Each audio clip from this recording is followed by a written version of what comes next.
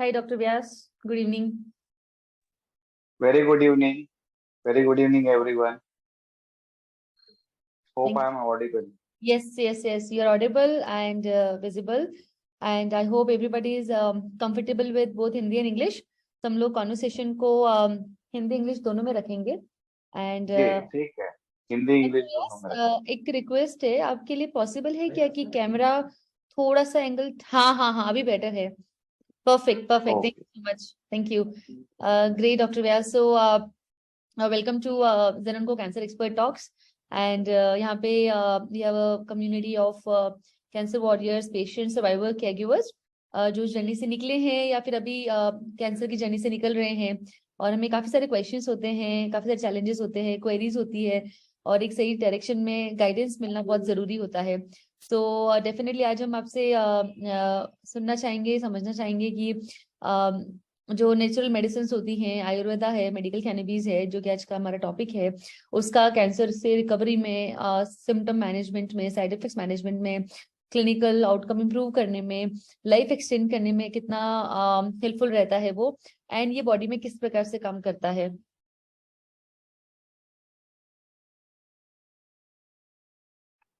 Just second doctor व्यास, आप mute पे हैं.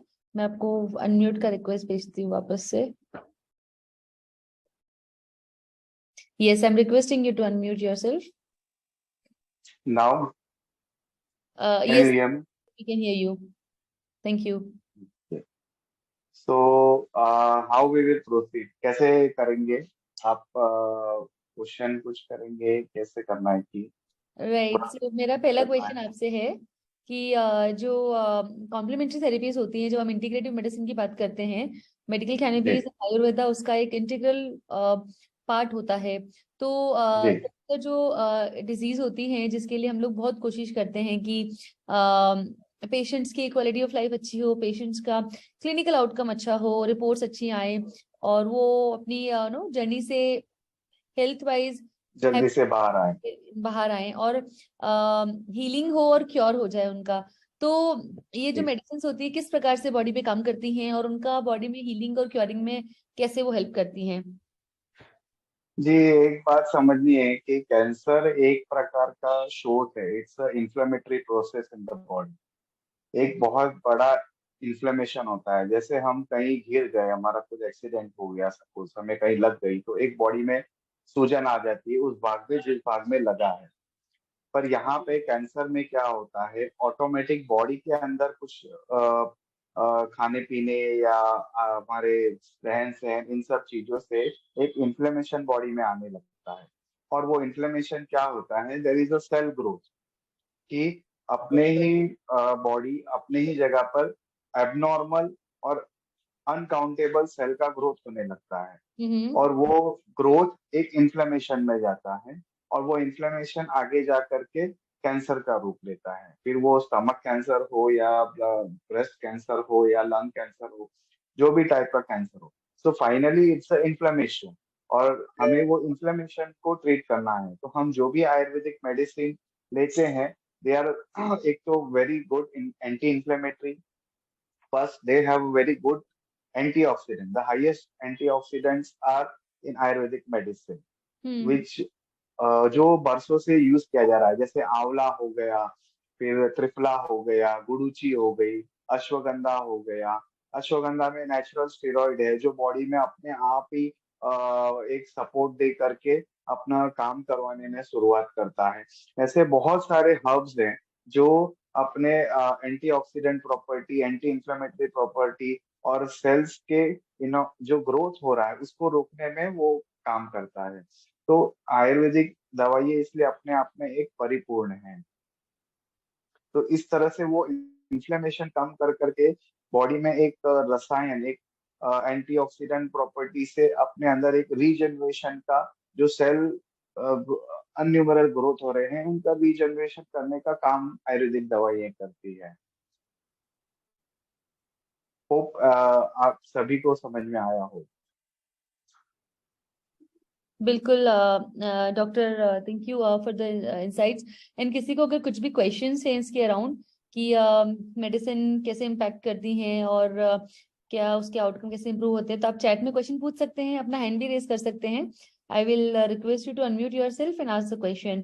So, Dr. Vyas, can you please tell me, tell us about what is medical cannabis and जिसको हम लोग medical CBD भी बोलते हैं, हिंदी में उसको चिकित्सा भांग भी बोलते हैं, और उसका दूसरा फॉर्म विजय लीफ एक्सट्रैक्ट भी बोलते हैं। तो वो जी क्या होता है, उसके बारे में आप बताएंगे? जी। अभी बहुत अच्छा है। पहले मेडिकल कैनाबिस भांग का सबसे पहला वर्णन अपने वेदों में भी आया हुआ है। 5 वनस्पतियां वेदों अथर्ववेद में वर्णन है, जो सैक्रेड हर्ब्स करके भी कहते हैं, जो बहुत ही विशुद्ध औषधियां हैं। सोम है, बहुत सारे, तो उसमें एक भांग आई हुई है। वहां से इसका प्रयोग शुरू हुआ है। फिर धीरे धीरे आयुर्वेद में अराउंड 209 209 फॉर्मुलेशन भांग के बने हुए हैं, हर डिजीज में काम करने के लिए। तो इतने पुराने समय से भांग के ऊपर काम हो रहा है। और बहुत सारे व्याधियों में, पहले कैंसर वर्ड नहीं था, पर जो भी पुराने वैद्य थे वो शोथ है या अर्बुद है या ग्रंथि है, ऐसे बोल करके उन चिकित्साओं में भांग का प्रयोग किया जाता था। अब जैसे जैसे टेक्नोलॉजी आई है, मॉडर्न लेबोरेटरीज और इन सब ने उसको कैंसर है और डीप एनालिसिस करके उसका प्रयोग किया। तो वैसे ही 1970s में एक रिसर्चर आए थे, उनका नाम था रुचॉल, जो father of medical cannabis research भी जाने जाते हैं। तो उन्होंने डीप एनालिसिस शुरू करना किया कि ये भांग में ऐसी क्या चीजें हैं जो काम करती है, और एक ही ड्रग पूरे बॉडी में अनयूजुअल बहुत सारी चीजों में काम करता है। हाँ, रेफेल मैकुलम जो रिसर्चर थे, वो रेकेल मैकलम थे, जिन्होंने डीप रिसर्च शुरू किया कैनाबिस के ऊपर। तो दे फाउंड कि उसमें सीबीडी और टीएचसी ऐसे दो कंपाउंड, इंपॉर्टेंट कंपाउंड है। तो CBD is the cannabidiol and THC is the tetrahydrocannabinol, ऐसे दो कंपाउंड है। तो इस कैनाबिडॉल कंटेंट के कारण इसे कैनाबिस कहा जाता है, और इसकी मेडिकल प्रॉपर्टी बॉडी में हर डिजीज में काम करने के कारण इसे कंप्लीट टर्म देने के लिए इसे मेडिकल कैनाबिस ऐसा यूज करने की शुरुआत हुई। और तब से अराउंड 15,000 रिसर्च आज के डेट में इसके ऊपर अवेलेबल है। और 15,000 तो रिसर्च अवेलेबल है, और अलग अलग कंडीशन में, न्यूरोलॉजिकल कंडीशन, कैंसर है, इन सब चीजों में इसका यूज किया जा रहा है।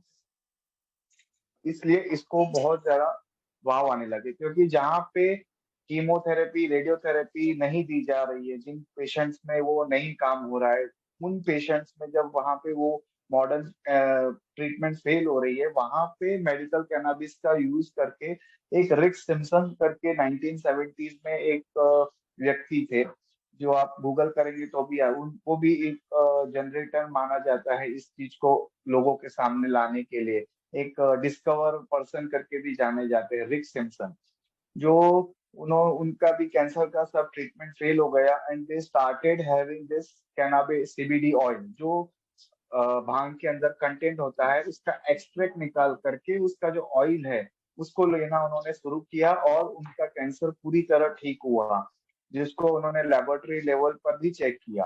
तब से इस चीज का बहुत ज्यादा व्यवहार हमारे चिकित्सा में होने लगा, और वहां से अब वापस से भारत और सभी देशों में इसका प्रचार हो रहा है, और लोग इसको बहुत तादाद में चिकित्सा में प्रयोग कर रहे हैं। तो इसकी परंपरा हमारे भारत में तो पहले से ही है, पर जब मॉडर्न रिसर्च भी इस पे हो गया है, तो लोगों का विश्वास अब और डबल हो गया है इस ट्रीटमेंट के लिए। Hope this answer is sufficient. आपकी जी आवाज नहीं आ रही है। जी यस सर, हाय। हाँ मैं बोलना चाहूंगी, एक टेक्निकल इशू की वजह से मेरा I was logged out of the session, but I am back again now. जी। ओके। तो यस। सर, और मैं सब लोगों को ये भी बताना चाहूंगी, जिन लोगों के जो भी क्वेश्चंस हैं वो चैट बॉक्स में लिख सकते हैं, अदरवाइज अपना हैंड रेज कर सकते हैं, और हम लोग लास्ट में वन बाय वन उनके क्वेश्चंस लेंगे। तो सर, मेरा एक क्वेश्चन था आपसे। तो लाइक मतलब मेनली किन किन डिजीजेस में इसका सबसे ज्यादा प्रयोग किया जाता है, और कैंसर में कैसे मदद करता है? इस चीज को आंसर करने के पहले थोड़ा हम जान लेंगे कि ये वनस्पति है क्या और ये शरीर में काम कैसे करती है, तो हमें किन किन बीमारियों पे ये ज्यादा अच्छा काम करता है ये समझने में आसानी होगी। डायरेक्ट ए टू जेड पे जंप करने के बजाय पहले थोड़ी एबीसीडी समझ लेंगे। तो जैसे मैं बता रहा था कि कैनाबिस में सीबीडी और टीएचसी ये दो मेन कंटेंट है। जैसे इस पूरे शिव और शक्ति दो चीजें होती है। शिव शांत होता है, शक्ति अग्निवर्धक है। वैसे ही इस कैनाबिस या भांग, इसके अंदर सीबीडी जो है वो एक शांत स्वभाव का द्रव्य है, और टीएचसी है जो एक तेज स्वभाव का द्रव्य है। इसलिए टीएचसी लेने के बाद लोगों को हाई आ जाता है या बहुत हवा में हम है ऐसी आती है, इसलिए उसको गवर्नमेंट द्वारा बैन किया गया कि उसका मिसयूज ना हो। और जो सीबीडी ये द्रव्य है ये बहुत शांत द्रव्य है, और जो इन्फ्लेमेशन कम करने के लिए, बॉडी में कंट्रोल लाने के लिए बहुत अच्छा काम करता है। तो हमारे शरीर में एक एंडोकैनाबॉइड सिस्टम है पूरे बॉडी में, उसको बोलते हैं एंडोकैनाबॉइड सिस्टम। कि जो आप कैनाबिस का ऑयल या कुछ खाएंगे दवाई में, तो उसके रिसेप्टर होते हैं। जैसे आपके घर पे गेस्ट आए हैं तो वो कुछ आपकी मनपसंद चीज लाएंगे, या आपकी वाइफ है वो आपका अगर बर्थडे है तो वो आपके मनपसंद चीज बनाएगी, तो आप खुश हो जाते हैं। वैसे ही ये जो भांग के अंदर का द्रव्य है, जब वो शरीर में जाता है तो बॉडी में उसका एक्सेप्टेंस लेवल बहुत अच्छा है, जिस एंडोकैनाबॉइड सिस्टम के कारण। और उस रिसेप्टर को जो है उसको एकदम फील गुड या एकदम स्ट्रेस फ्री फीलिंग आती है। इसलिए उसे मॉडर्न में भी एक संस्कृत टर्म दिया है, आनंदामाइड, विच इज नेचुरली भी हमारे शरीर में सिक्रीट होता है। और अगर वो सिक्रीट नहीं होता है तो वो जब हम भांग या को कैनाबिस ऑयल लेते हैं, इससे ये एक गुड फीलिंग हमारे में आती है, और जो हमारे बुरे विचार है, नेगेटिविटी है, वो कम हो जाती है, और हमें अच्छी नींद आना, डिप्रेशन से दूर होना, या ये जो भी बीमारी है, मानसिक बीमारियां हैं, उनमें बहुत अच्छा काम होता है। और उसके साथ में जब न्यूरोलॉजिकल, क्योंकि मन का संबंध हमारे नर्व से है, तो न्यूरोलॉजिकल जो इश्यूज होते हैं उन पे इसका काम बहुत अच्छा है, क्योंकि ये नर्व प्रोटेक्टर है, ये नर्व में जान डालती है। और इस कैनाबिस में एक अच्छी अपनी प्रक्रिया है, उसे हम मॉडर्न हम कहते हैं एपोप्टोसिस। जैसे हम उपवास करते हैं, उपवास क्यों किया जाता है? क्योंकि उपवास से शरीर में शांत होता है, और हमारे अंदर जो दोष या टॉक्सिन्स जमा हो रहे हैं, वो टॉक्सिन्स अपने आप शरीर ही उसको पचाता है। इसलिए नवरात्रि के 9 उपवास आते हैं, रोजा आता है, हर धर्म में अपने एक उपवास का सिलसिला दिया हुआ है।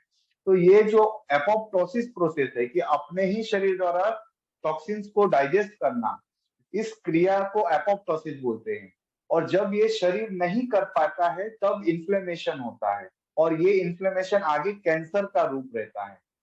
तो इस क्रिया को करवाने के लिए भांग बहुत अच्छा द्रव्य है, क्योंकि ये टॉक्सिन्स है, ये विषद द्रव्य है। ये प्लांट एक पॉइजनस है। अगर इसको आप बहुत ज्यादा मात्रा में लेंगे तो आपको तकलीफ हो सकती है, और थोड़ी मात्रा में लेंगे तो ये अमृत का काम करता है, और आपके अंदर के जो टॉक्सिन्स है, जो इन्फ्लेमेशन है, उसको कम करके रीजनरेट करने का काम करता है।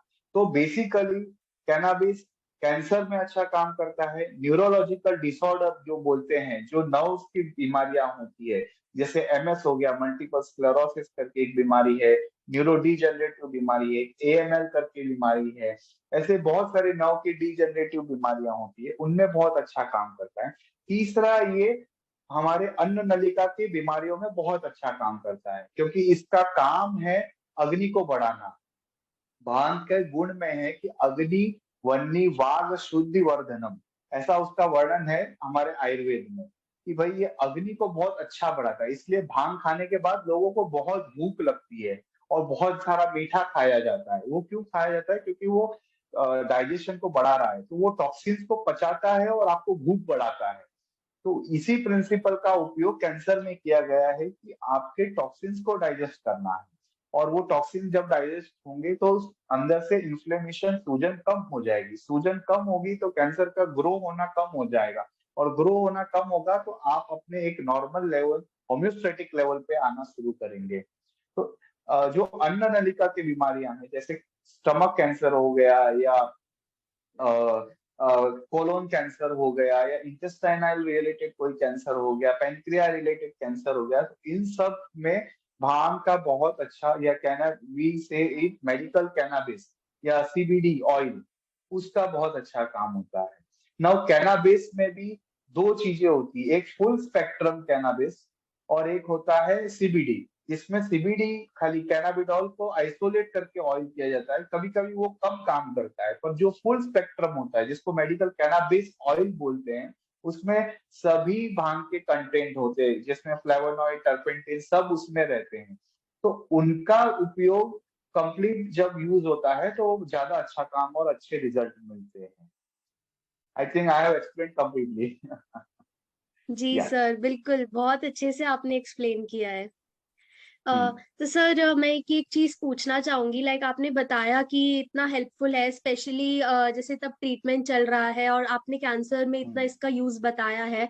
तो सर जैसे कि हम्म काफी ऐसे मतलब बोला जाता है दैट जो ट्रीटमेंट के बाद जो पेन होता है स्पेसिफिकली हम्म बॉडी में, या जो नींद हम्म नींद नहीं आती है, भूख नहीं लगती है, तो इसके लिए बोला जाता है कि मेडिकल कैनबिस काफी फायदेमंद होता है। तो इस पे आपका क्या, इसके आप क्या, आपकी क्या व्यूज है? देखिए, पेन फैक्टर कब आता है? जब वहां पे इन्फ्लेमेशन है। ओके। और जैसे जैसे इन्फ्लेमेशन कम होता है, पेन कम हो जाता है।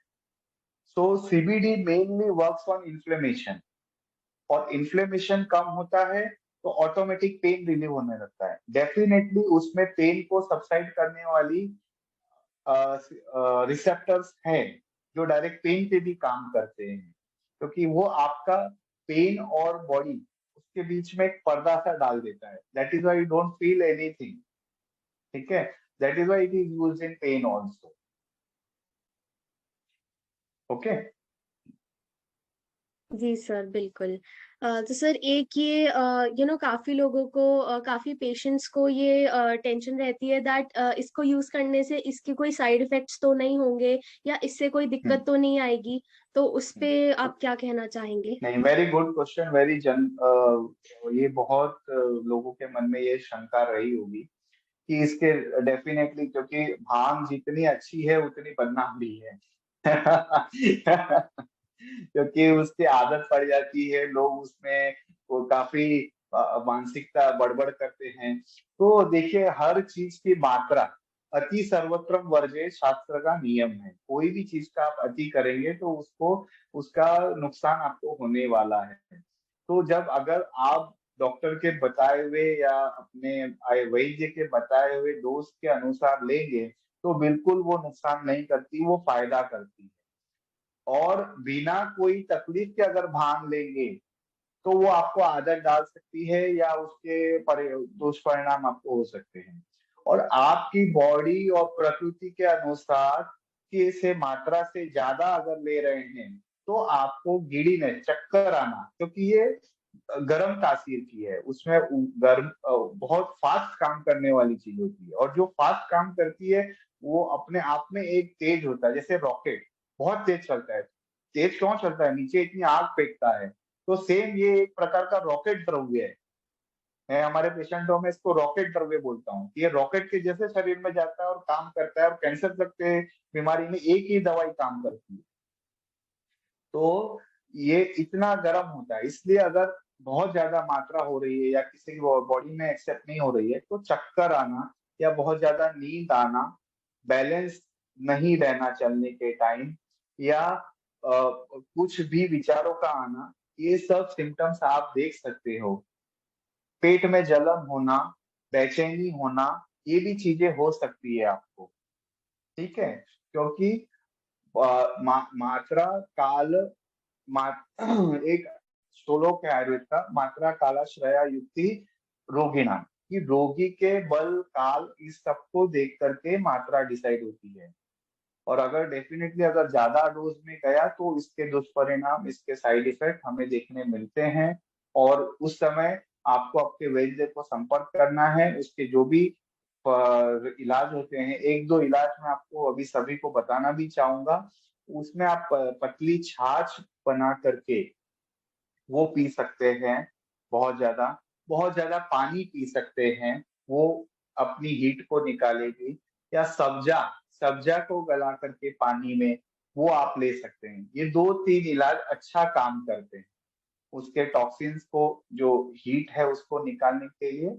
अपने आप उसके साइड इफेक्ट कम होने लगते हैं। और फिर डोज अपने वैद्य से बात करके फिर आप उसमें एडजस्ट करिए। जी सर। हम्म। तो सर जैसे मेडिकल कैनबिस हो गया और साथ में आयुर्वेदिक और दवाइयाँ हो गई, तो काफी लोग बोलते हैं कि अभी हमारा मेडिकल ट्रीटमेंट चल रहा है तो उसके साथ हम नहीं लेना चाहते, क्या पता उसके साथ इंटरफेयर कर जाए। तो सर क्या ऐसा होता है कि अगर हम आयुर्वेदा मेडिकल कैनबिस को ट्रीटमेंट के साथ लेंगे तो वो क्या उससे इंटरफेयर करेगा या वो ट्रीटमेंट को और बेहतर बनाएगा? उस पे आपका जी क्या जी ख्याल है? जी बिल्कुल, एकदम प्रैक्टिकल प्रश्न है ये। कि आप पहले जब भी इंसान को पता चलता है कि भाई I am diagnosed with cancer और any type of cancer in the body, एक मन में डर होता है और पहले वो कैंसर के ट्रीटमेंट के लिए ऑन्कोलॉजिस्ट ओपिनियन वगैरह में कीमोथेरेपी या रेडियोथेरेपी लेने को जाते हैं। तो अगर आयुर्वेद क्या बोलता है, पहले ये भूमिका दूंगा मैं कि कैंसर होता है तो उसमें हर व्याधि की अपनी एक लिमिटेशन होती है। कोई व्याधि सुख साध्य होती है, जल्दी ठीक हो जाती है। कोई कष्ट साध्य होती है जिसको बहुत टाइम लगता है। कुछ व्याधियां याप्य होती है जो ठीक नहीं होती, और कुछ असाध्य होती है। So there are stages, like doctors say you are in first stage, second stage, third stage, fourth stage, right? When the condition in third and fourth stage, you have to take chemo, radio, and which is advisable. और उसके साथ में जो chemotherapy के side effects होते हैं, nausea, vomiting, बाल गिरना, क्योंकि वो भी देखिए this is a heaty substance, poisonous substance which kills the abnormal cell in the body.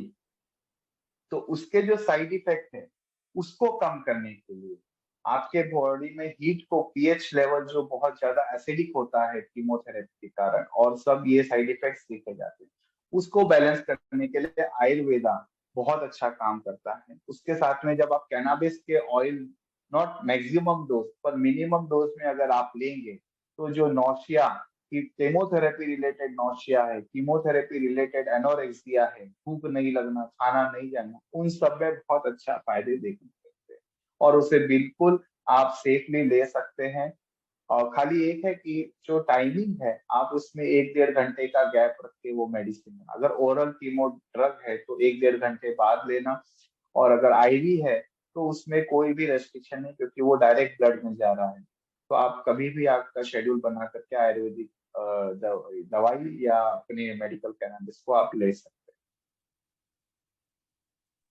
Ji sir. तो सर जैसे कि बोला जाता है कि ठीक है आपका मेडिकल ट्रीटमेंट चल रहा है, आयुर्वेदिक ट्रीटमेंट चल रहा है, पर खान पान पे ध्यान रखना बहुत ज्यादा जरूरी है। जितना अच्छा हमारा हैं। खाना रहेगा जी उतना ही अच्छा ट्रीटमेंट का आउटकम आएगा। तो सर जी खाने में कोई ऐसी चीजें हैं जो अवॉइड करनी चाहिए और कुछ ऐसी चीजें जो प्रेफर करनी चाहिए, स्पेशली जब आयुर्वेदिक ट्रीटमेंट चल रहा हो? हम्म। जब आयुर्वेदिक ट्रीटमेंट चल रहा हो तो मैंने शुरुआत में ही कहा कि it is inflammatory process in the body. तो जो चीजें बॉडी में इन्फ्लेमेशन या एसिडिक गर्मी बढ़ाती है, उष्णता बढ़ाती है, उन चीजों को हमें कम से कम प्रयोग करना चाहिए। जैसे आप 3 चीजें उष्णता ज्यादा बढ़ाती है: लवण रस, सॉल्ट, फिर होता है कटु रस, स्पाइसी, एंड फिर होता है अम्ल रस, खट्टा। ये 3 चीजें इन्फ्लेमेशन ज्यादा बढ़ाती है। और इन्हीं को मारने के लिए मधुर, तिक्त और कषाय, जितने भी औषधियां, जितने भी हर्ब्स है, वो हमेशा कड़वी रहती है। क्यों कड़वी रहती है? गुड़ूच, गिलोय ले लो, करेला ले लो, ये सब कड़वी क्यों है? क्योंकि they reduce acidic condition in your body and make your body alkaline. Okay, इसलिए जो भी स्वाद में ज्यादा खट्टे हैं, ज्यादा तीखा है और ज्यादा नमक है, नमक में 5 तरह के अपने नमक अवेलेबल है, पर आयुर्वेद सैंधव नमक प्रयोग यूज करने को बोलता है। तो हो सके तो अपना जो रेगुलर सॉल्ट है, सी सॉल्ट, उसको पूरी तरह बंद कर दे, क्योंकि वो इन्फ्लेमेशन बहुत बढ़ाता है। इसलिए आप ले सकते हैं रॉक सॉल्ट का प्रयोग पहला शुरू करें। स्पाइसी में लाल मिर्च और इन सबको अवॉइड करना, सिंपल हरी मिर्च को आप बघार में डालें या सिंपल काली मिर्च सिर्फ बघार में डाल करके उसको निकाल दे और वैसा खाना शुरू करे। जो क्योंकि लाल मिर्च तो बाद के पीरियड में आई है, पहले भी सिर्फ काली मिर्च चलती थी अपने यहाँ, तो वही काली मिर्च का आप प्रयोग कर सकते हैं। और तीसरा अम्ल रस, खट्टे में आयुर्वेद सिर्फ नींबू, अनार और आंवला, ये 3 खट्टे चीजें इन्फ्लेमेशन नहीं बढ़ाती है, कारण हालांकि इन्फ्लेमेशन कम करती है। तो ये 3 खट्टी चीजें आप कैंसर की कोई भी अवस्था में ले सकते हैं। साथ में इसमें एंटीऑक्सीडेंट, मैंने जैसे कहा आंवले में बहुत रहता है, तो जब भी ताजे आंवले आते हैं तो उसे हमें रोज खाना चाहिए खाना खाने के साथ। और ठीक है, ये हो गया। और बीटर में हमारे खाने में एक हल्दी, हल्दी तो एक रिसर्च बेस्ड प्रोडक्ट है हमारे यहाँ, कि वो कैंसर को कम करती है और हम curcumin का उसके टैबलेट बनाते हैं। और मैं मेरे पेशेंटों में डाइट में कम से कम 25 से 30 ग्राम की हल्दी, इतनी हल्दी सब्जी जैसी रोज खाने बोलता हूँ कैंसर पेशेंट में। तो आप फ्रेश हल्दी इतनी और 1 से 2 आंवला रोज खाने में रखना चाहिए, क्योंकि वो दोनों में काम करता है, एंटी कैंसरस काम करता है, एंटीऑक्सीडेंट काम करता है, एंटी इंफ्लेमेटरी काम करता है, रीजेनरेटिंग काम करता है और डेड सेल्स को हटाने का काम करता है। तो इसके साथ में A2 काउ मिल्क अगर मिलता है तो वो आप डेफिनेटली, आपके highly antioxidant the complete food है। हमारे पुराने वैद्यों की परंपरा ऐसी रही है और हम भी कभी कभी पेशेंट्स को फॉलो कराते हैं कि सिर्फ दूध पे रखते हैं या सिर्फ छाछ पे रखते हैं, पेशेंट की कैपेसिटी हो वैसे।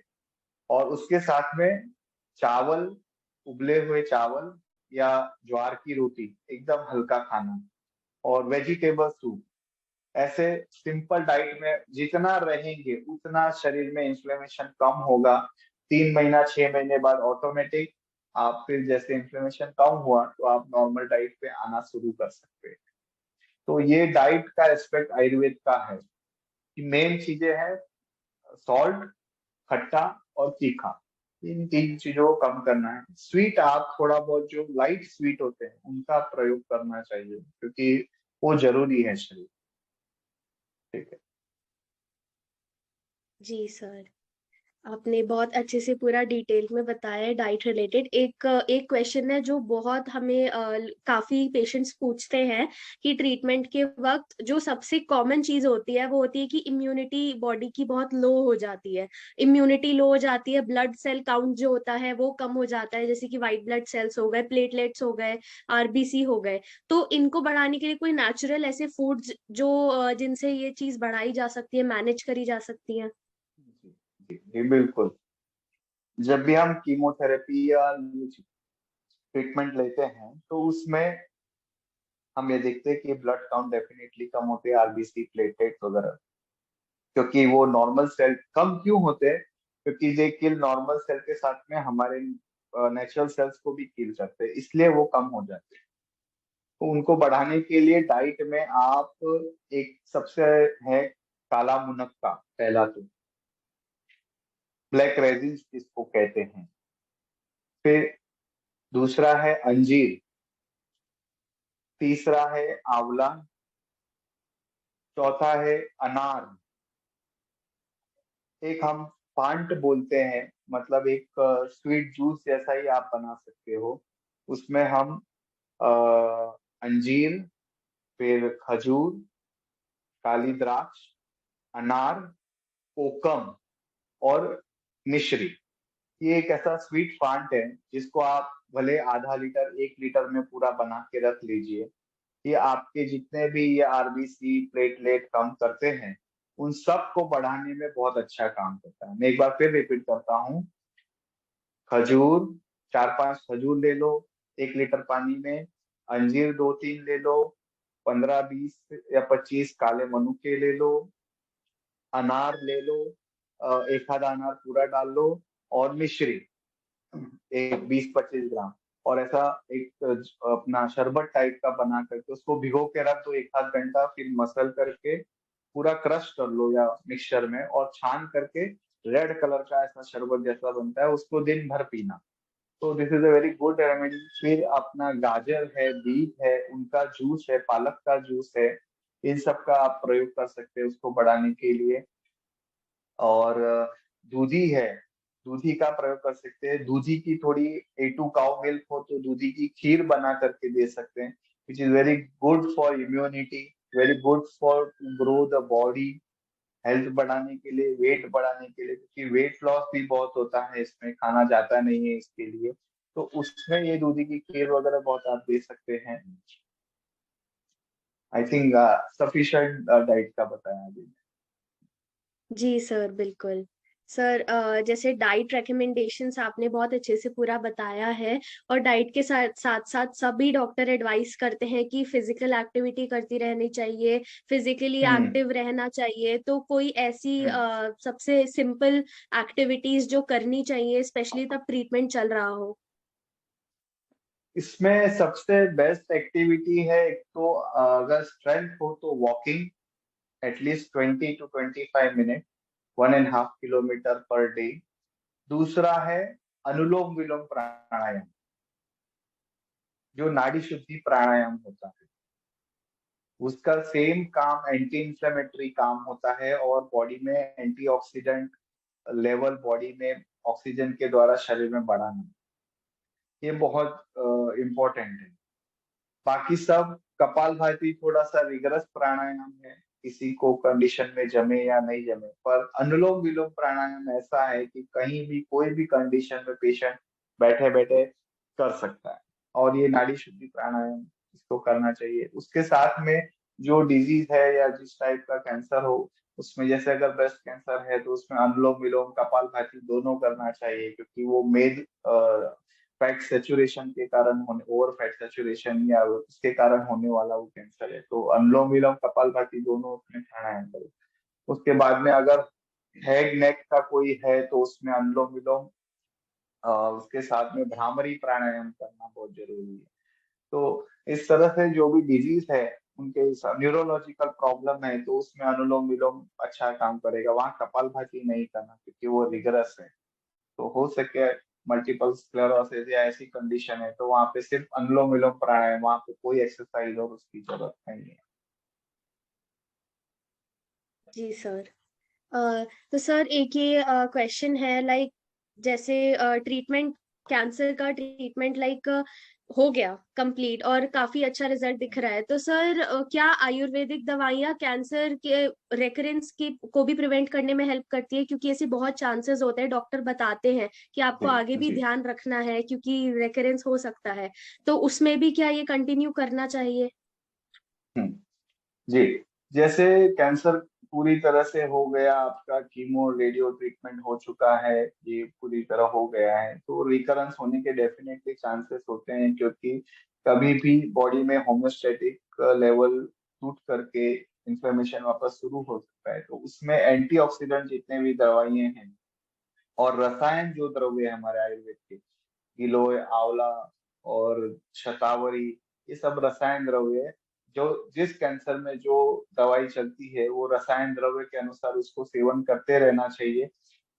मेरे हिसाब से थोड़ा सा क्या है कि ये एक असाध्य और कष्ट साध्य है, और असाध्य कष्ट साध्य में आयुर्वेद कहता है कि पथ्य और रसायन औषधि का सेवन निरंतर करते रहना चाहिए। तो अगर वो पथ्य पालेगा और निरंतर रसायन औषधि का सेवन करेगा तो उसमें वापस रिकरेंस के चांसेस नहीं होते हैं। और बहुत सारे ड्रग्स में एंटी कैंसरस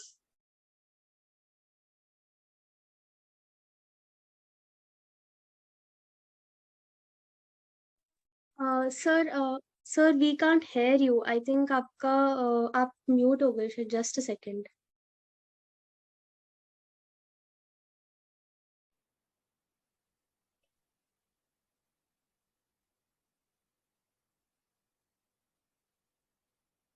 आस्था, आप अनम्यूट करने का रिक्वेस्ट दे सकते हैं ना? जी जी, मैंने वो किया है मैम। सर, आपकी स्क्रीन पर एक रिक्वेस्ट आया होगा अनम्यूट करने का।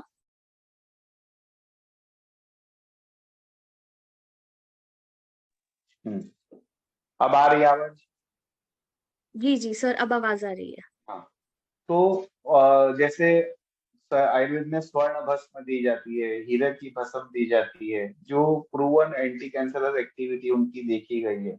और जो द्रव्य जितना स्ट्रांग होता है उतना बॉडी में स्ट्रांगनेस डेवलप करता है। आयुर्वेद का एक सिद्धांत है कि लोकपिंडी न्याय, जैसा नेचर में है वैसी आपकी बॉडी में। इस चीज को हम सब आज समझेंगे, ये बहुत जरूरी है। जैसे ठंडी आई है, अब विंटर शुरू हो गया है हर जगह, तो शरीर में अपने आप ठंडी के कारण ड्राइनेस होना, ठंड लगना और कपकपी छूटना, ये सब हम अनुभव करते हैं क्योंकि प्रकृति में ठंड आ गई है। उसके लिए शरीर हमेशा डिमांड करता है कि अब कुछ गर्म खाएंगे, हम सूप बनाकर पिएंगे या गर्म पकौड़े बनाकर खाएंगे, तेल के मालिश करेंगे। इन सब चीजों की, उन तत्वों की प्रकृति अपने आप, हमारा शरीर का जो प्रकृति तत्व है उन चीजों की डिमांड करता है, और हम अपने नोइंगली या अननोइंगली हम वो करते जाते हैं।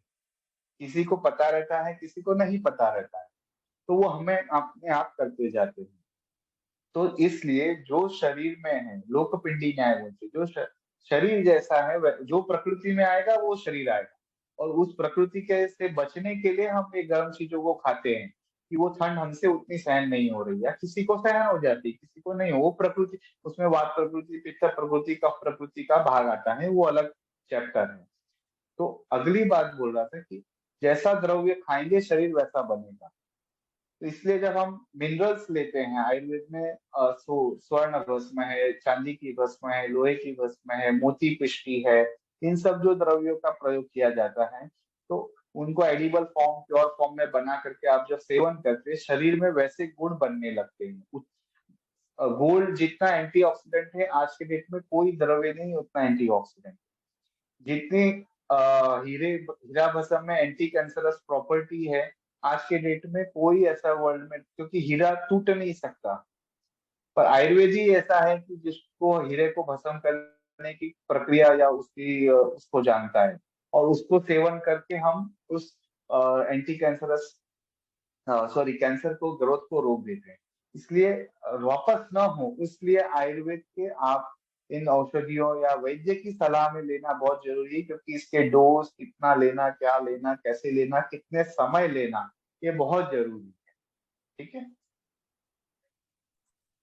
जी सर। सर, मेरा एक लास्ट क्वेश्चन था आपसे, दैट जैसे ऐसा भी कोई, ऐसी कोई कंडीशन है या ऐसा कोई टाइप का कैंसर है जिसमें आयुर्वेदिक दवाइयाँ नहीं चल सकती है या हर कंडीशन में प्रयोग की जा सकती हैं? नहीं, इसका उत्तर ये है कि हर कैंसर में, मैंने कहा कि कष्ट साध्य, याप्य और असाध्य, तीन कंडीशन है क्रिटिकल में भी। जो कंडीशन असाध्य हो गई है, विच कांट बी रिपेयर, अगर कैंसर बहुत सारे जगह फैल चुका है, विच इज इरिपेरेबल, वहां पे आयुर्वेदिक दवाई भी काम नहीं करेगी। सपोज लंग का कैंसर शुरुआत हुआ है और वो बोन तक पहुंच गया है। हमारे शरीर में 7 धातुएं आयुर्वेद में कही है: रस, रक्त, मांस, मेद, अस्थि, मज्जा और शुक्र। रस मतलब आपका कोष्ठ, जो आप खाते हैं, स्टमक कैंसर, इंटेस्टाइन, बाउल, ये सब रसगत है। फिर आपका आता है रक्त, ब्लड कैंसर। फिर आता है माउस, जितने भी सार्कोमा है सब माउस है। फिर आता है अस्थि, बोन कैंसर। फिर आता है मज्जा, मज्जा मतलब बोन मैरो कैंसर। और लास्ट में आता है शुक्र, ओवरी या स्पर्म रिलेटेड, पेनिस रिलेटेड जितने कैंसर है। तो ये that is the 7th layer. तो अगर आपको स्टमक कैंसर शुरू हुआ है और उसका डॉक्टर बोल रहा है कि स्प्रेड अब आपका बोन तक हो गया है, किडनी से शुरू हुआ है, उसका स्प्रेड आपका बोन तक हो गया है, तो आपकी इटियोलॉजी चालू हुई है रस से और 7th लेयर तक पहुंच गई है बॉडी में। The inflammation started at 1 level and reach at the 7th level, bone तक पहुंचा है तो 4th लेवल तक पहुंचा है, तो भी वहां पे कुछ दवाई काम करेगी, पर उससे और डीप हो गया है बोन के साथ में और भी इन्फॉर्मेशन बोन मैरो तक पहुंच गया है, तो आयुर्वेदिक दवाई भी काम नहीं करेगी, वो असाध्य अवस्था है। सिर्फ हम पेन मैनेजमेंट कर सकते हैं, ठीक है। बट अभी ही शुरुआत हुई है, उसका स्प्रेड ज्यादा नहीं हुआ है, एक ही जगह पर है, तो डेफिनेटली उसको सर्जिकली आप रिमूव करिए, उसके साथ आयुर्वेदिक दवाई करिए या कैनाबिस का प्रयोग करिए, उन सब से हम उसे जीत सकते हैं।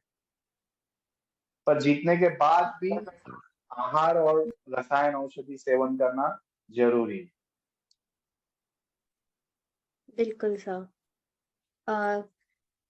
हमारे पास कुछ क्वेश्चंस है, कुछ लोग बोल रहे हैं दैट उनको कंसल्टेशन के लिए जानना है, तो मैं सबको बोलना चाहूंगी कि मैं हमारा कॉन्टैक्ट नंबर यहाँ चार्ट पे शेयर कर रही हूँ, एंड आप डॉक्टर के साथ जो भी आप कंसल्टेशन करना चाहते तो हम जरूर आपको डॉक्टर से कनेक्ट करेंगे। मैंने हमारा नंबर चार्ट पे शेयर कर दिया है, मैं सब लोगों को ये चीज बताना चाहूंगी। तो जैसे कि रामा स्वामी जी और 2-3 लोग पूछ रहे हैं, आप नंबर पे कांटेक्ट करके हमें बता सकते हैं एंड हम लोग आपको डॉक्टर के साथ कनेक्ट करेंगे। एंड और मैं सब लोगों को नंबर एक बार बोल भी देती हूँ, तो नंबर है 9930709000। तो आप लोग चैट से भी नंबर देख सकते हैं, और अगर कोई फिर से चाहता है तो मैं फिर से भी स्पेल आउट कर दूंगी। And sir thank you so much, आपने मेरे क्वेश्चंस का इतने अच्छे से पूरा अच्छे से एक्सप्लेन करके बताया है। एंड कुछ लोग भी आपके साथ कुछ क्वेश्चंस डिस्कस करना चाहते हैं, तो मैं एक एक करके उनको अनम्यूट कर रही हूँ एंड वो आपके साथ डिस्कस करेंगे। सो स्वागतिका जी, आपको कुछ डिस्कस करना है, मैं आपको अनम्यूट कर रही हूँ। ऑल्सो आस्था रामास्वामी का उनका रिक्वेस्ट आया है कि बैंगलोर में कहाँ है, क्या विजिट कर सकते हैं। तो हम सबको बताना चाहते हैं कि बैंगलोर में हमारा क्लिनिक है HSR लेआउट सेक्टर 6 में। डॉक्टर वहाँ पे अवेलेबल नहीं रहेंगे, डॉक्टर इंडिया में कहीं से भी पेशेंट्स को कंसल्ट करते हैं, तो वो वीडियो कंसल्टेशन हम करवाते हैं डॉक्टर के साथ में। तो अगर आप बैंगलोर में है तो हमारे क्लिनिक जेनोनको का जो क्लिनिक है HSR लेआउट सेक्टर 6 में, वहाँ पे आप आ सकते हैं। वहाँ पे आपको ऑन्को न्यूट्रिशनिस्ट, कैंसर कोच और दूसरे एक्सपर्ट्स से कंसल्टेशन होगी आपकी। एंड डॉक्टर व्यास से कंसल्टेशन के लिए हम लोग वीडियो काउंसलिंग में करेंगे। एंड जो नंबर है, आपको अगर कैंसर कोच से बात करना है या फिर डॉक्टर से कनेक्ट करना है, तो आप 9930709000 पे कॉन्टेक्ट कर सकते हैं। Thank you. Thank you so much ma'am. तो जैसे कि मैम ने अभी बताया है, जो भी लोग कनेक्ट करना चाहते हैं, जो भी लोग कंसल्टेशन चाहते हैं, वो इस नंबर पे बता सकते हैं। स्वागतिका जी, मैं आपको अनम्यूट कर रही हूँ। हेलो जी, Astha ji, thank you so much. Hello doctor, good evening. Very good evening. Yeah, so doctor, just I want to give you the heads up that my dad has diagnosed with GBM, glioblastoma. So now he is on his standard care of treatment, and this is the last week of his radiation. And we wanted to start CBD oil. So is it safe to start from now, or shall we wait him to complete his standard care of treatment, then we can start CBD? It's a part of consultation actually, but okay. still I'll answer you in a short. You can start if the patient is stable. If patient is having food properly and having day-to-day activity regularly, so he can start the CBD. Or if we having some symptoms, then we have to see it and we have to start slowly with all care. But he can take. Okay, doctor. So better, I think I would take a consultation. Then we can discuss more technically how to use, what the amount we should take. Yes. Sure, doctor. I will connect with Asta ji, and then I will book a appointment with you. Thank you, doctor. Okay. या thank you Swagatika ji. And मैं आपसे request करना चाहूंगी कि आप अपना contact number मुझे personal chat पे सेंड कर दीजिए। एंड ये सेशन ओवर होने के बाद हमारे कैंसर कोच आपसे कनेक्ट करेंगे एंड डॉक्टर व्यास के साथ आपका कंसल्टेशन में भी आपको हेल्प करेंगे। सो आप मुझे पर्सनल चैट पे अपना कॉन्टैक्ट नंबर भेज दीजिए। Sure Astha ji, thank you so much जी, थैंक यू।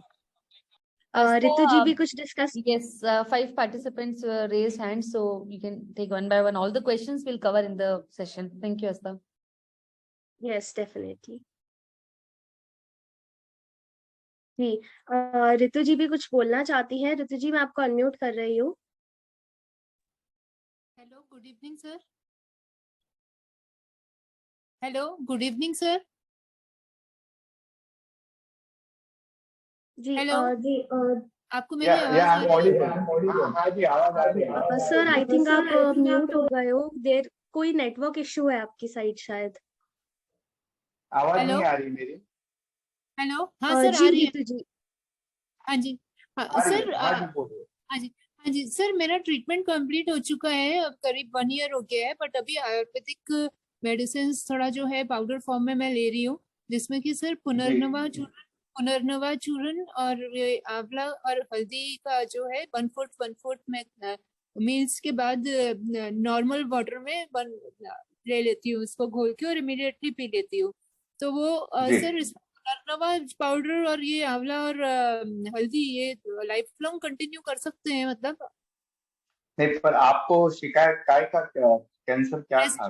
क्या? Breast breast? ब्रेस्ट हाँ हाँ हाँ, ठीक है। नहीं, लाइफ टाइम लेने की जरूरत नहीं है। कोई भी कल्प को आप अगर लाइफ टाइम लेंगे तो वो आहार हो जाएगा। तो उसको जी आप 1 साल पूरा ले लीजिए। 1 साल का एक कल्प होता है, तो कल्प हाँ को जी 1 वर्ष तक लिया जा सकता है। तो उसको आप पूरा 1 साल पूरा करिए और फिर आप बंद कर दीजिए। और फिर आपको लगता है तो फिर जब ठंडी आती है, हर वर्ष में 4 महीने ठंडी आती है, तब जी हमारे वो बॉडी को पुष्ट करने का पीरियड होता है। तो उस टाइम आप हर ठंडी में 4 महीने च्यवनप्राश का सेवन किया करिए, विच इज हाँ जी रसायन। वो हाँ जी एक फूड नहीं है। हमें हमारे यहाँ सब जगह फूड जैसा उसको प्रमोट करते हैं कंपनियां, पर वो एक बहुत अच्छा एंटीऑक्सीडेंट मेडिसिन है वो। तो हाँ उसको जी आप 4 महीने लाइफ टाइम, जब ठंडी आएगी तब 4 महीने खाली सेवन करना। उसको पूरा 12 महीना नहीं खाना, क्योंकि वो गर्मी हाँ जी वगैरह में नहीं खाना चाहिए। हाँ उसको जी आप सिर्फ 4 महीने ठंडी में 1 चम्मच रोज रात को खाना खाने के बाद लेना। जी ठीक है? हाँ, बस। जी। और सर अश्वगंधा टैबलेट एक्चुअली मेरा बहुत वीकनेस हो गया था, तो अश्वगंधा टैबलेट की वजह से मुझे काफी मतलब हेल्प हुआ, और मैं उठ नहीं पाती थी बेड से, तो थोड़ी मुझे उसकी वजह से मुझे थोड़ा स्ट्रेंथ आई थी। तो अभी बीच में मैंने फिर बंद कर दी थी टैबलेट। तो कभी अगर वीकनेस लगती है तो उसको 1 महीने के लिए ऐसे बीच में लेके फिर कभी ऑन एंड ऑफ हाँ, कभी ले ले सकते सकते हैं। हैं? हाँ, ले सकते हैं, ले सकते ओके ओके सर, थैंक हैं। You okay. Thank you.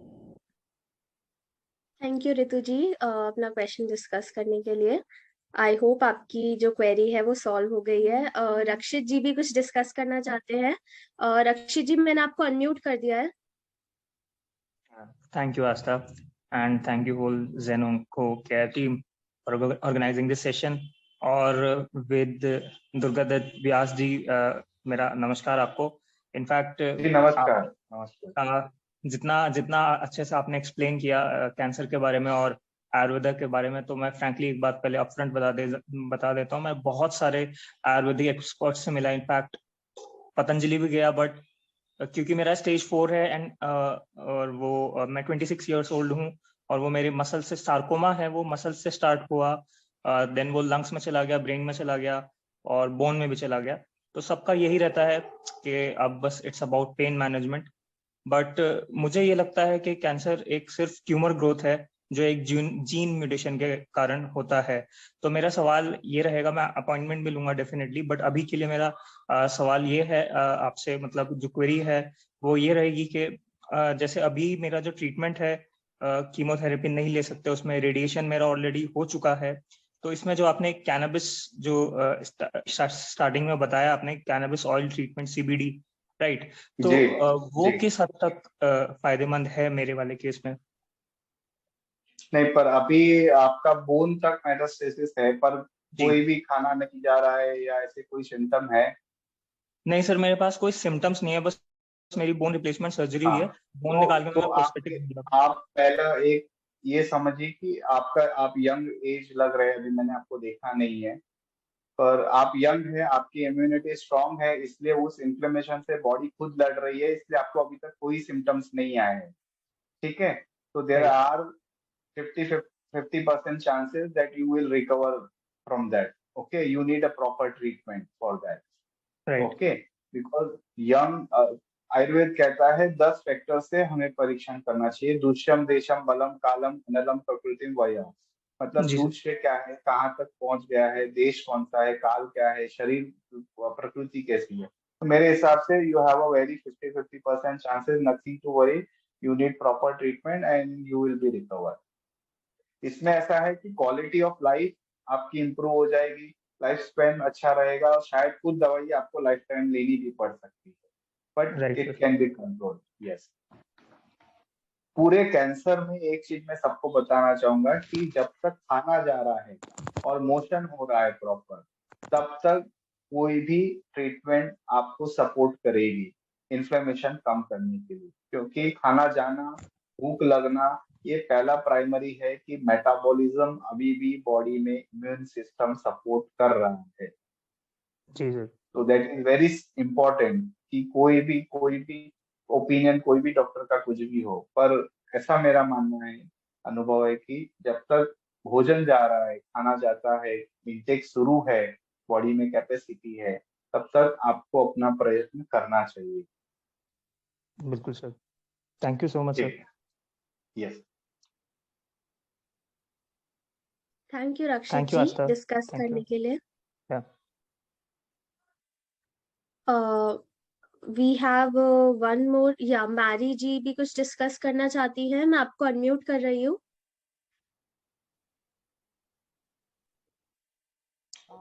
Hello. या हेलो, नमस्ते डॉक्टर। नमस्ते। मैं एक्चुअली पेशेंट नहीं हूँ, केयर गिवर हूँ।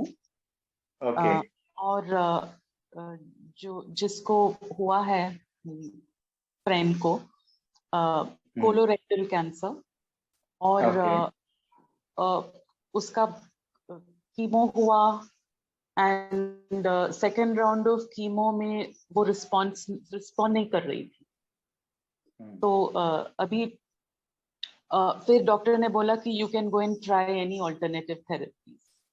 तो उसने CBD चूज किया ऑल्टरनेटिव थेरेपी में, और 2 महीने उसने किसी और के थ्रू CBD यूज किया, फुल स्पेक्ट्रम, एकदम फुल स्पेक्ट्रम, और उसको बहुत पेन है एनल एरिया में, और 2 महीने रियली स्ट्रॉन्ग फुल स्पेक्ट्रम रहने के बाद भी उसका पेन कम नहीं हुआ।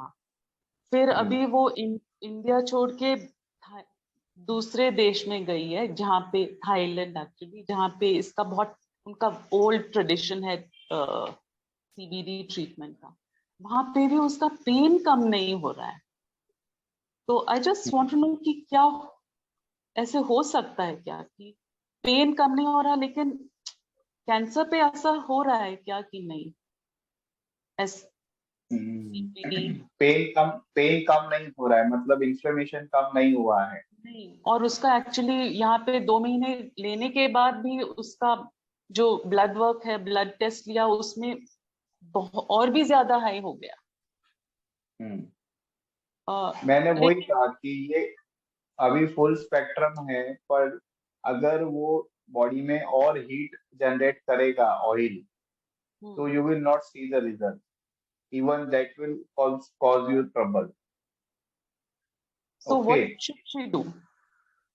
कितना डोज ले रही है, क्या ले रही है, उसका डोज या तो रिड्यूस मिनिमम माइल्ड, क्योंकि माइल्डेस्ट डोज से भी काम हो सकता है। When there is a strong inflammation, heavy inflammation, and if you give stronger dose, the inflammation will increase. Then No, you but have to give very mildest dose. But जहाँ पे start किया उन्होंने, इट ऑलवेज स्टार्ट तो कम से ही किया उन्होंने, mildest dose से start किया, असर नहीं हुआ। Food restriction. फूड, हाँ, तो उसका मतलब एपिटाइट भी कम हो रहा था, फिर बिकॉज ऑफ अगर दिस एपिटाइट ज्यादा हो गया है, लेकिन एपिटाइट है, भूख लगती है, लेकिन मन नहीं करता खाने का। खाने का मन नहीं करता खा है तो खाली रही है। हीट के कारण। तो उनको एक तो एंटी इंफ्लेमेटरी फूड जाना चाहिए, जो इन्फ्लेमेशन नहीं बढ़ाएंगे वो फूड करो। सिर्फ चावल का गंजी पे रखो, होल डे नथिंग। जब भी भूख लगेगा सिर्फ चावल का गंजी बनाओ, पानी सिर्फ चावल का, और लेकिन वो वो लेने का। कार्बोहाइड्रेट ज्यादा है ना उसमें। लेट इट बी, वो डाइजेस्ट होना चाहिए। कि कोलोरेक्टल में है, वहां पे फूड एसिमिलेट होता है ये होने के लिए। और अगर फूड आप हैवी हैवी प्रोटीन दोगे तो वो उधर डाइजेस्ट नहीं करेगा। इसलिए जितना कार्बोहाइड्रेट है लास्ट एकदम लिक्विड डाइट दोगे, you will see the difference and you will have the results. It might be A2 milk दो, या प्लेन थिन बटर मिल्क दो, या चावल का गंजी दो, या मूंग का पानी दो। Like that diet you keep for at least 3-4 days, then you see the improvement, pain is reduced, then you can improve the more solid food intake. Fruits ले सकते हैं उसमें, सिंपल जो पपैया है, चीकू है, जो सिंपल फ्रूट्स है वो आप दे सकते हैं, not soft food.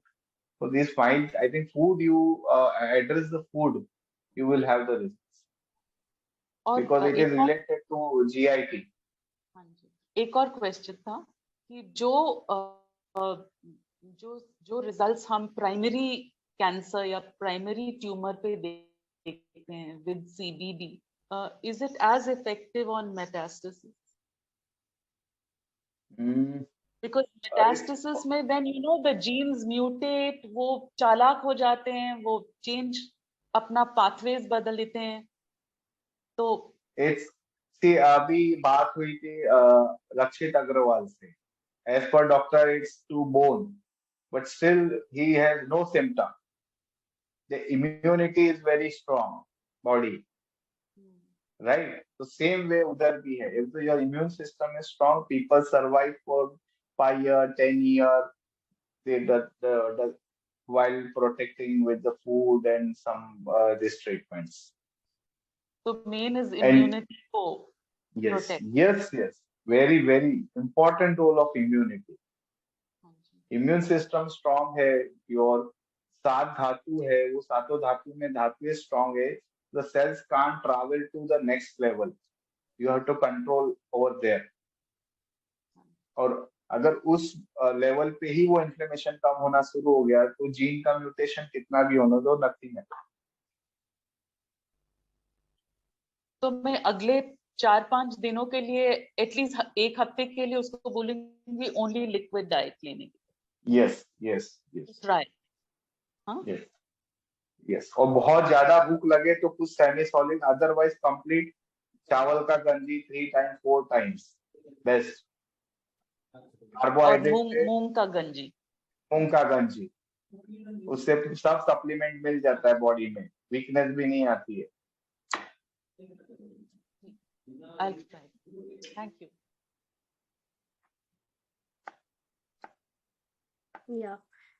Thank you so much ma'am अपनी क्वेरी डिस्कस करने के लिए। We have 2 more people sir, if it is okay with you, क्या हम उनके साथ भी डिस्कस कर सकते हैं उनके क्वेश्चंस जल्दी से? Last 2-3 minutes now, I have to leave. Ji I have my ji sir, appointments. बिल्कुल नहीं, we totally understand. So Nand Kumar ji कुछ डिस्कस करना चाहते हैं। नंद कुमार जी, मैं आपको अनम्यूट कर रही हूँ। हेलो। हाँ जी, नमस्ते। हाँ, good evening. I am Nanda Kumar from Very good Chennai. evening. I am from very good Chennai. evening. Sister, age is 68. She is suffering cancer in 4th stage. She is Okay. residence only in Bangalore. She is always taken 12 injections there. Okay. Treatment Chemo also injection. there. Immune injection. Okay. Can I Immune send the injection. report? Can I send You the are report, not doctor? audible proper. No, I can send the report. Yeah, we can have proper consultation, Mr. Nandakumar. If you have any ji query, Okay, I'll send the report. Yeah. Okay, I'll send the report to by you can WhatsApp. contact Zen Onco for the same. We'll have a proper consultation. आस्था आप एक बार number share कर दीजिए ना दोबारा। जी जी जी मैं हमारा number वापस से चैट पे शेयर कर रही हूँ, तो आप उस नंबर पे कांटेक्ट कर सकते हैं एंड हम आपको डॉक्टर के साथ कनेक्ट करा देंगे। So I am sharing the number in the chat and मैं एक और बार नंबर बोल रही हूँ। Number is 993070900000। तो आप लोग इस नंबर पे अपनी क्वेरीज भी पूछ सकते हैं। तो हम जैसे देख सकते हैं कि डॉक्टर की अभी आगे कंसल्टेशंस हैं एंड ऑलरेडी टाइम भी इट्स ऑलरेडी मतलब 1 घंटे से ज्यादा हो गया है। तो मैं सबसे रिक्वेस्ट करना चाहूंगी कि आप लोग के जो भी डाउट्स हैं आप उन डाउट्स को इस नंबर पे भेज दीजिए एंड नंबर के साथ साथ एक लास्ट क्वेश्चन हम जल्दी से ले लेते हैं। नंद कुमार जी का डिस्कस हो गया, पायल जी रहती है। पायल जी मैं आपको अनम्यूट कर रही हूँ। हाँ नमस्ते सर। मेरी मदर टीएनबीसी पेशेंट है, तो उनका ऐसे सारा ट्रीटमेंट हो गया है, कीमोज और रेडिएशंस कंप्लीट हो गया है, ऑपरेट भी हो गई है, मेस्टेक्टोमी हो गया है। अब वो ओरल कीमो पर है, पर अभी ऐसे उनका ठीक चल रहा है। पर क्या होता है ओरल कीमो जब तक चल के WBC डाउन हो जाता है तो बीच में हमें कीमो भी बंद करनी पड़ती है। पर अभी एकदम हाल फिलहाल उन्हें जो सबसे ज्यादा तकलीफ हो रही है वो खांसी उनकी खत्म नहीं हो रही है। अच्छा। जैसे पहले भी उनको खांसी की प्रॉब्लम हुई थी, तो तब उनके लंग्स में इन्फेक्शन आया था, ठीक 2 महीना पहले। तो तब इनके लंग्स में इन्फेक्शन आया था, तो उसका स्टीरॉयड और हॉस्पिटलाइज हमें करना पड़ा था उन्हें उस समय। पर वो ठीक हो गई थी उस समय और इन्फेक्शन भी क्लियर हो गया था पूरा। पर अभी वापस से खांसी की टेंडेंसी धीरे धीरे करके बढ़ती जा रही है। यही चीज होता है। देखिए अभी ये कीमो के कारण क्या होता है, नेचुरल सेल डिस्ट्रक्शन होता है, इम्यून सिस्टम वीक होता है और ये इनको इन्फेक्शन बार बार हो रहा है।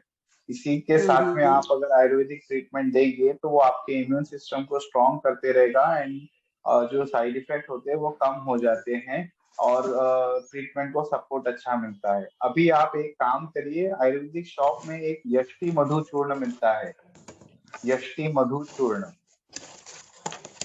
वो आप उसको यष्टि मधु यष्टि मधु कहीं भी मिल जाएगा, पतंजलि या आयुर्वेदिक शॉप में। आप ये हाफ टीस्पून दिन में 4 से 5 बार उनको मुंह में टंग के नीचे डालकर चबाने को बोलिए, और या जब भी खांसी आए तब लेने को बोलिए, ठीक है। और खट्टा नहीं देना उनको बिल्कुल, ठीक है। बस इतना ध्यान रखिए, वो ये बेटर हो जाएगा। सर ये यष्टि मधु कोई पर्टिकुलर ब्रांड का है क्या? ब्रांड का ले लीजिए, पतंजलि का आता है, उनका ही पतंजलि का। ठीक है सर। हाँ sir, thank you sir. Okay जी, थैंक यू पायल जी अपना डाउट डिस्कस करने के लिए and thank you so much sir once again इतनी सारी नॉलेज शेयर करने के लिए, इतनी सारी टिप्स आपने बताई, इतनी सारी डिटेल हमें इंफॉर्मेशन दी है आयुर्वेदा के ऊपर, मेडिकल कैनबिस के ऊपर। So thank you so much sir. And मैं सब लोगों को Zen Onco cancer care app के बारे में भी बताना चाहूंगी। आप इस ऐप पे कोई भी क्वेश्चंस, आपकी जो भी क्वेरीज हैं, भले ही वो मेडिकल ट्रीटमेंट रिलेटेड हो, भले ही वो आपको आयुर्वेदिक ट्रीटमेंट रिलेटेड चाहिए या कोई भी कॉम्प्लीमेंट्री ट्रीटमेंट रिलेटेड आपका डाउट हो, आप उस पर पूछ सकते हैं एंड आपको एक्सपर्ट्स के थ्रू उस पर आंसर मिलेगा, वो भी फ्री में। इसका कोई प्राइस नहीं है, इसकी कोई चार्जेस नहीं है। तो मैं आपकी लिंक यहाँ पे शेयर कर रही हूँ, मैंने चैट पे Zen Onco cancer care app की लिंक शेयर कर दी है। आप डाउनलोड करके अपनी क्वेरीज वहां पूछ सकते हैं एंड अगर आप कंसल्टेशन चाहते हैं आप वहां से भी कंसल्टेशन बुक कर सकते हैं, अदरवाइज जो नंबर शेयर करा है उसके थ्रू भी कर सकते हैं। सो thank you so much everyone आज के सेशन में आने के लिए। स्पेशल थैंक्स डॉक्टर व्यास, आपने बहुत अच्छे से पूरा एक्सप्लेन किया है एंड आई एम श्योर कि इससे कई cancer patients and care givers की हेल्प हुई होगी। जी जी बिल्कुल। Yeah, so thank you so much everyone, take care. We'll meet again in next expert talk and healing circle talks. Thank you. Definitely, thank you so much everyone.